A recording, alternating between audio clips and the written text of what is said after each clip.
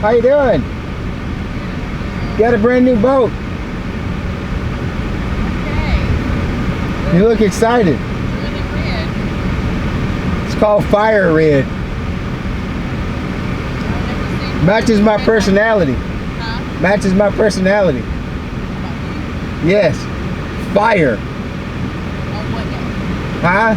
On Friday? Fire or red on Fridays, and it's Friday. Yeah, that's perfect. By the way, today's video is sponsored by Mr. TACKLEBOX. You don't know what Mr. TACKLEBOX is. This is what it'll look like, right? Every month they'll send you a box of tackle, and yeah, they'll send you a box of tackle of all kind of goodies. Subscription-based company. If you click on the link in the description box of this video right here, you can get your first box for as little as, like, I don't remember, just check the description box. I don't remember how much you get, but it's like $10, I think. Not much money at all. Like, it's like my 8-year-old has $10. So you'd be crazy not to subscribe to Mr. TACKLEBOX. Here we go. Hey! I got a new boat today. I'm excited about this. This is my new boat. The new Crestliner 189 XF is the new tin rig. You're probably thinking, well, Brian, why are you getting a new tin rig? Well, this is why. Number one, I wanted a new tin rig. Deal with that. Number two, you know, guys, I just got the new Mercury Pro XS on my competition boat.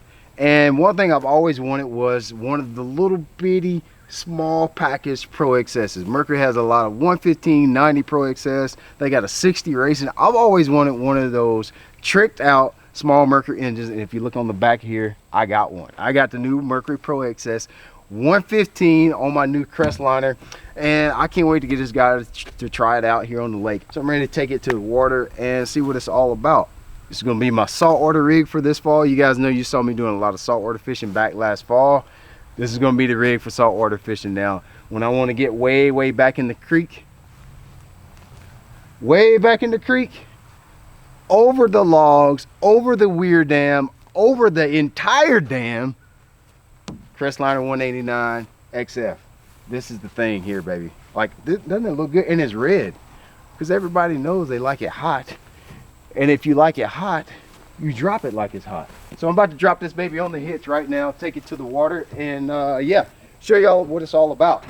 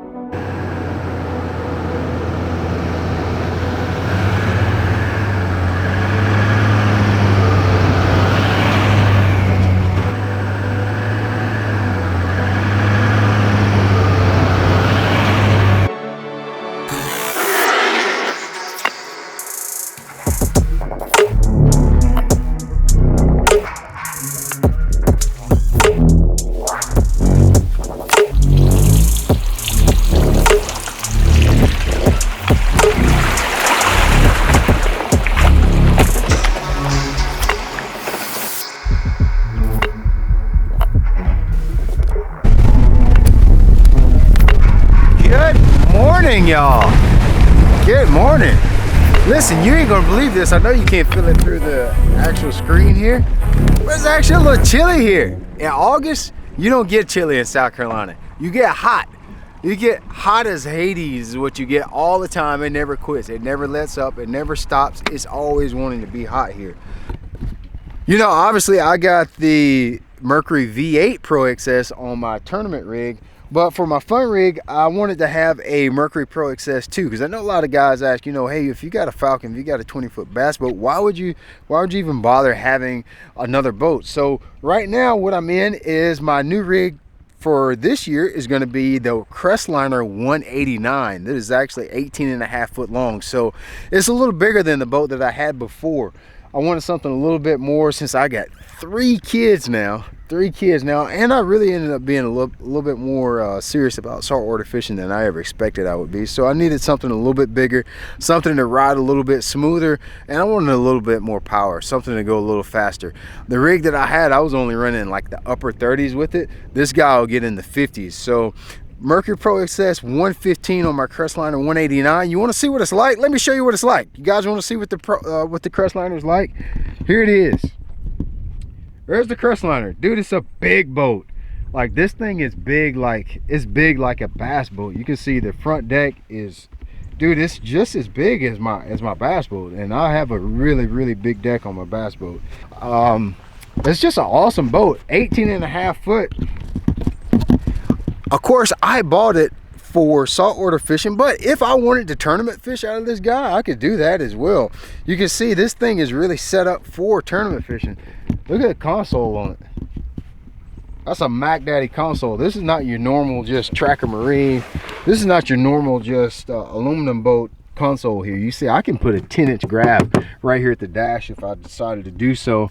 I've got all my controls right here, nice and easy. The thing about it is this thing's fiberglass, so it doesn't even look cheap. All my gauges are nice aluminum bevels on it, so they look really high end. Looks like something that comes on a $70,000 bass boat is what it looks like.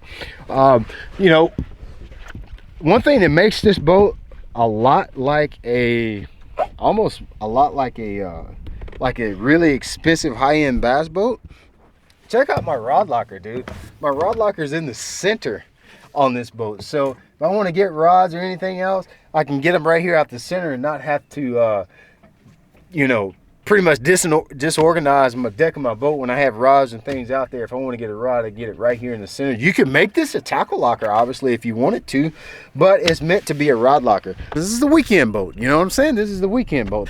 But I love having a smaller rig to do things that you can't do with the bass boat, so I always have an aluminum boat on hand. For the last 12 years or so, I've always made sure I had two boats because I don't like beating up my beautiful Falcon boat. So stepped it up a little notch. You know, I went from a 16, started out with a 16 footer, moved up to a 17 footer, and now we're here. And one thing that I'm starting to be asked more and more as time kind of progresses is you know, what kind of boat do you guys need to tournament fish out of?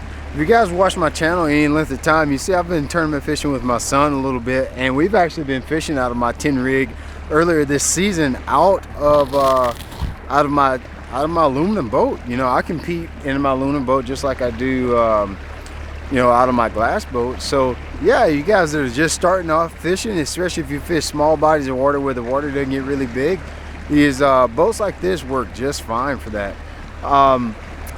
I mask that all the time. So you guys that are in high school fishing, college fishing, or maybe you're just a first-time boat owner, you know, this is a great way to start. There's no reason for you guys to have to kind of go above your means. If this is what you can afford, this boat will do everything you need to do to get started tournament fishing. Here's what's pretty cool about this little rig right here. You know, when you're using a 10 rig, especially when I'm saltwater fishing, even more so than when I'm bass fishing, getting out and over the, you know, on plane is a big deal. When you're on like a really shallow flat and the tide's coming out, you need to get on plane so you can hurry up and get out of an area before the tide drops out. That's really important, just like it is in bass fishing. You know, usually we're not faced with tidal conditions in bass fishing, but a lot of times, you know, like I'm idling back in a little area right here, and it's probably 2.5 foot right here, and I just want to get up and out. Check out the hole shot on this thing. I'm gonna trim it down, tuck my engine under the hole. Watch this.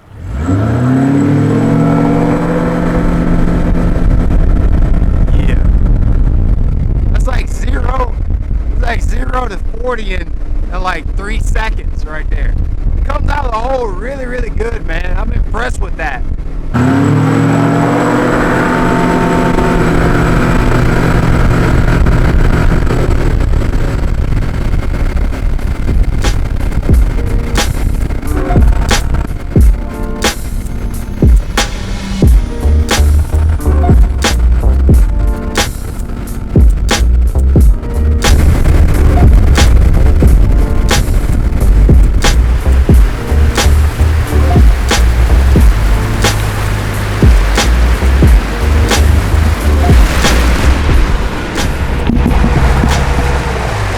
So I know the question everybody wants to know, 189 with the 115 Pro XS, how fast will this little guy go? Now on this boat, I think I can handle running the camera and seeing what it'll do. I'm just gonna get in a safe spot where I got plenty of room to let this little 115 buck if it knows how to know.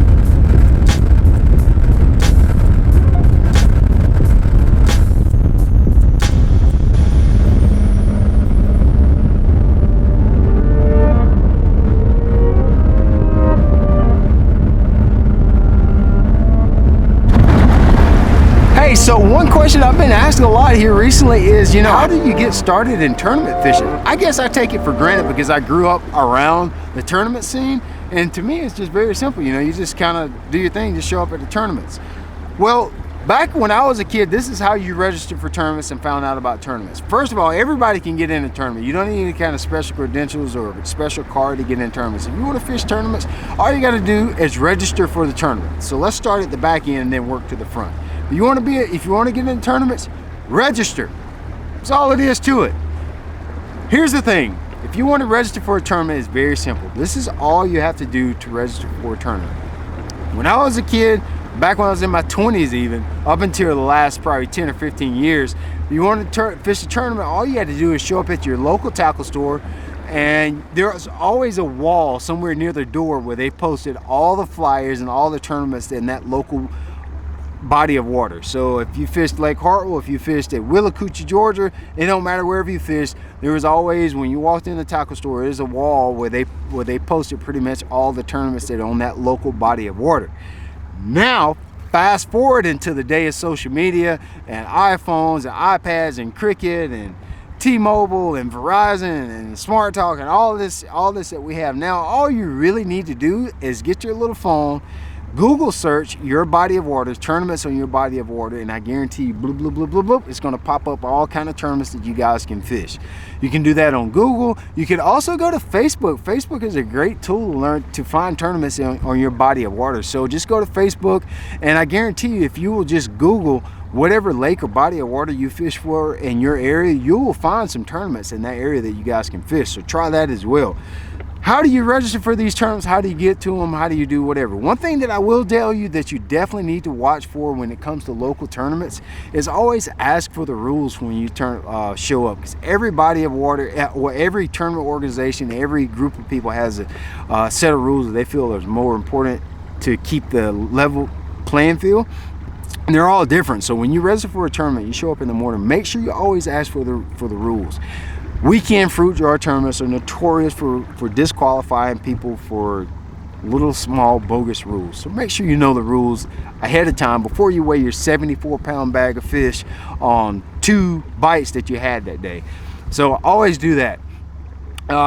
We talked about finding them on Facebook, finding them, you know, what do you need to do to show up at a tournament? Basically, you just show up. That's really is. You pay your entry fee. If you don't have a boat, maybe call the tournament director, call the club president and say, hey, I want to fish the tournament, but I don't have a boat. Do you have anybody? Most of the time, there's going to be somebody in the club that maybe fishes by themselves that would love to have a partner, but they don't have a partner, and that'll allow you to get in the tournament and fish with somebody in the event that you don't have a boat. If you do have a boat, just show up at the tournament. Just make sure that your boat falls in the guidelines of what everybody wants in that club or whatever it is that you're fishing. Jump in it, pay your entry fees, pay your $25 to $200 is most of the time what the entry fees are going to be on these tournaments. So just fall in there, jump in there and fish in tournaments. That's how I got started. You're going to start at this local level, and then you're going to work your way up from the local levels to basically the local, I don't know what you call it, like the BFLs, Bass Nation tournaments. That's what I grew up fishing. And then you work up to the Bass Opens, which is kind of sort of your intermediate level. And then from there you go to the pros. So that's how it starts. Anybody can do this, guys. Anybody can start, and it all starts at fishing $25 to $50 tournaments and working your way up from there. Couple things you need, of course, on tackle. You need all your own rods, reels, drinks, snacks, etc., etc. No matter if you're fishing from a boat or if you're fishing as a co-angler. But that's all you need to get started. It doesn't take a lot to get started, but as you get into it, you'll need more tackle, more boats, bigger boats. It starts very small and it just snowballs from there. Up front, you know, I've got 2 storage lockers. Check it out. Here's tackle lockers on both sides. On the right side, this is normally where a rod locker would be, but they made it a huge tackle locker to put your tackle, your storage, dry storage, your minnow bucket. You guys know what a minnow bucket is. Life jackets, whatever you need. Throw cushions, all that stuff can go right here in the storage, dry storage right here on the front deck. Moving up to the front, dude, I could mount a really big graph. I've got so much room up here to do whatever I need to do. Like, it's really, like, you can do whatever you need to do on this front deck.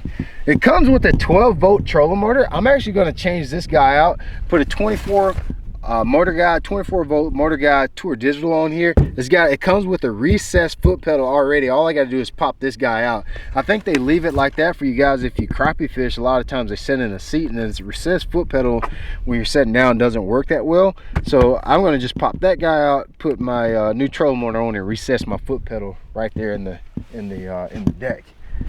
But I am really pleased with the layout on this boat. We'll go back to the back so you can see this. Just your normal coin box right here at the dash. One thing I've always recommended for guys that are saltwater fishermen or guys that buy 10 rigs, you know, if you don't have a really nice place to keep a boat, if you don't have a garage, a shed, and you just have to leave a boat outside covered up, which is totally fine, all right? Everybody starts out that way. I usually recommend getting a 10 boat because a fiberglass boat just does not hold up to the sun, the rain, the cold, the heat. It just breaks the boat down. It needs to be kept inside. But if you want to buy an aluminum boat, it can withstand all the sun and the UV and the rain and the cold. Like, they're just built to be, you know, pretty much be beat up on. All right, back from a long day fishing and breaking in the engine. What I wanted to show you is a couple of the upgrades that I actually made on the boat here.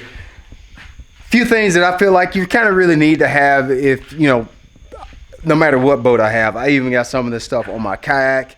If it doesn't matter if I had a 22-foot center console, a 18-foot aluminum boat, my kayak, or my competition bass boat that I got right here.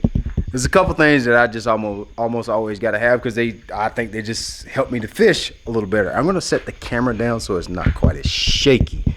Okay, so couple things that I decided to add to it. Number one is power poles. I decided to add power poles to this boat. I just feel like power poles are something that just makes it easier for you to fish. As I mentioned, a lot of times when I'm using this thing for inshore saltwater fishing, there's a lot of current when the tide's coming in and moving out, and to have the ability to anchor my boat down and just cast to the same spot repetitively is priceless for me. So I got dual power poles on this boat just like I run on every other boat. I even got power poles on my kayak. Did you know Power Pole made power poles for a kayak? I got a kayak, I got power poles on it. I added on my Falcon. I've got double blades on my 8-foot blades on my Crestliner as well. Other thing is, I'm gonna have to use the camera. I'm sorry if I'm shaky here. You guys don't mind if I'm shaky, right? So the other thing is my grabs. So I did decide to put some units on here. I went with the Garmin 93 SVs. I've got 2. I've got one on the console. I've got one on the bow that you guys can see up there. Great unit. I need the GPS.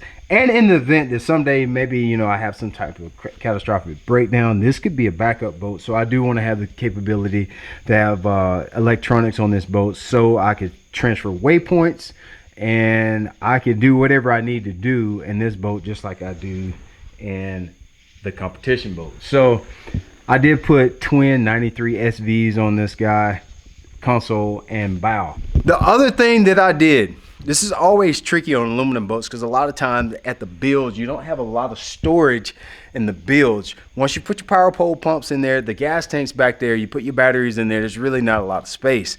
But the boat comes with a 12-volt trolling motor. I did not want a 12-volt trolling motor.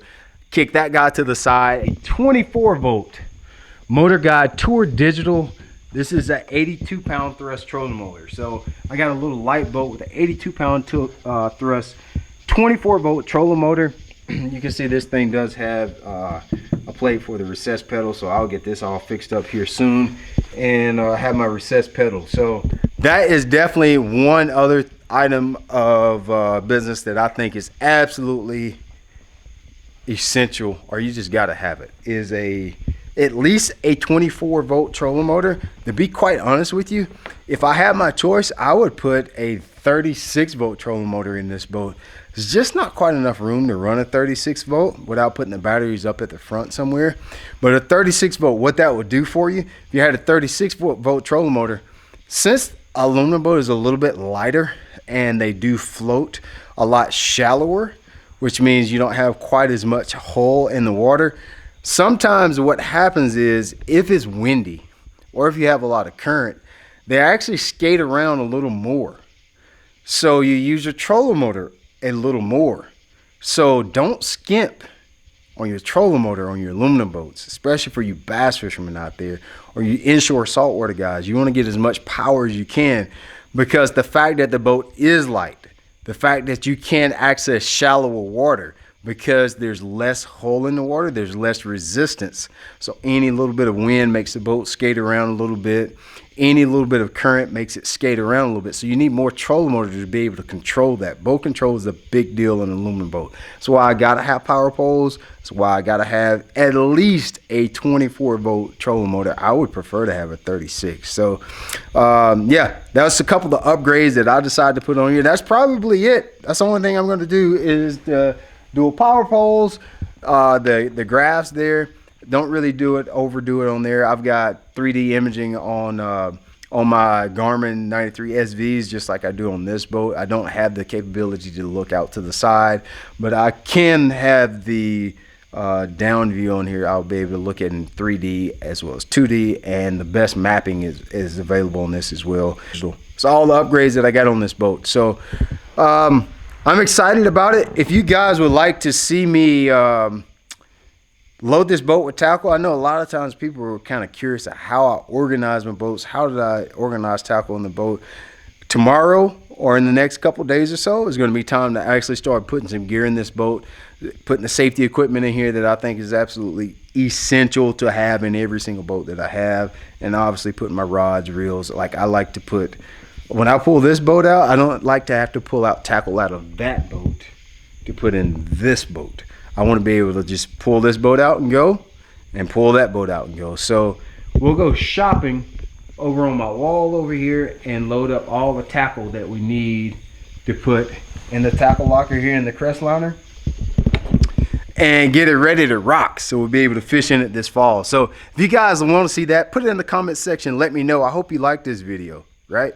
Hope you like this video, my new Crestliner and my new Mercury package here. I'm looking forward to fishing out of it. I'm looking forward to doing some filming so you guys can see what it's like to fish out of the 10 rig. Appreciate you watching the video. Make sure you like, subscribe, tell your mama, tell your dog, tell your cat, tell everybody else. I'm going to bed. It's been a long day.